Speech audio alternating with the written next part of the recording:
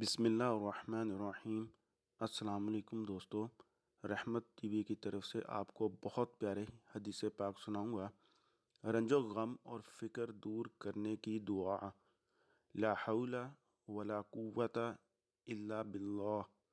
کسی بھی کام کی طاقت اور قوت اللہ کی مدد کے سوا میسر نہیں۔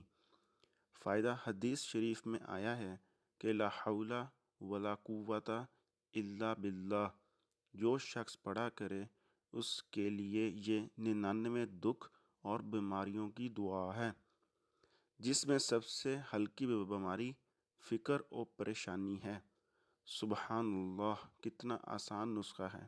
لا حول پڑھنے سے رنج و غم دور ہو جاتے ہیں۔ حضور صلی اللہ علیہ وآلہ وسلم فرماتے ہیں کہ یہ جنت کے خزانوں اور جنت کے دروازوں اور درختوں میں سے ہے۔